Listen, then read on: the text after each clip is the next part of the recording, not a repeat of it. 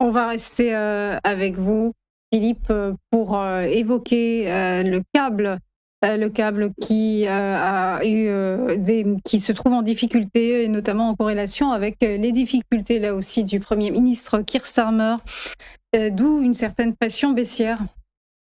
Oui, alors bon, je vous rappelle aussi qu'on a eu la Banque d'Angleterre qui a annoncé son taux directeur a changé lors de la réunion de son comité de politique monétaire la semaine dernière. Mais bon, ce qui a un petit peu surpris, c'était le vote des membres, et c'est ce qui était important puisqu'il était en faveur d'une hausse. On voit que ça n'a pas aidé fortement, enfin ça n'a pas aidé la paire de devises, parce que on a notamment aussi le chiffre qui est sorti juste avant sur les unemployment claims, donc sur la dynamique du marché du travail, je dirais. On voit qu'au Royaume-Uni, le taux de chômage, bon, il a baissé, mais en fait c'est trompeur, puisqu'on a une forte hausse des créations d'entreprises individuelles, de 172 000 sur 3 mois, et à l'inverse, en fait, on a l'emploi salarié qui a diminué de 70 000.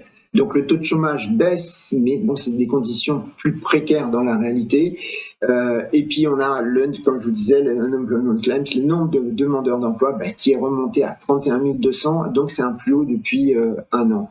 On a les postes vacants, donc les offres d'emploi qui sont plus bas depuis début 2021. Donc l'économie ralentit au Royaume-Uni. Je vous avais parlé de stagflation la semaine dernière. Donc maintenant, même si deux membres de la Banque d'Angleterre sont en faveur d'une hausse de taux, le ralentissement du marché du travail milite pour la continuation d'un attentisme de la vieille dame à la Banque centrale. Alors, côté politique, comme vous le disiez, ça sent le roussi, puisque voilà, il y a des pressions de plus en plus, on le voit, les journaux n'arrêtent pas de parler d'une démission même dès aujourd'hui, enfin dès cette semaine de Keir Starmer.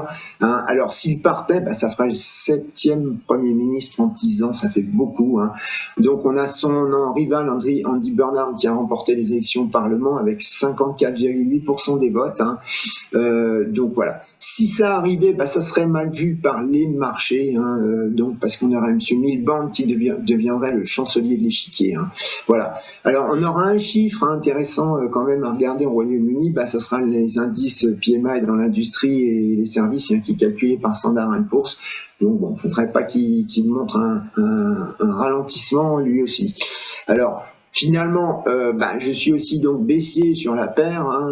On a eu une baisse de la paire du câble la semaine dernière, qui est un peu plus forte, 135 pips, un peu plus forte que l'eurodoll. Pareil, c'est surtout à cause de la réunion de la Fed. Donc si on regarde côté analyse technique, je vois un support à 31,80. C'est un niveau qui a souvent fait office de support ou de résistance. Il a servi par 3 fois de support en 2025.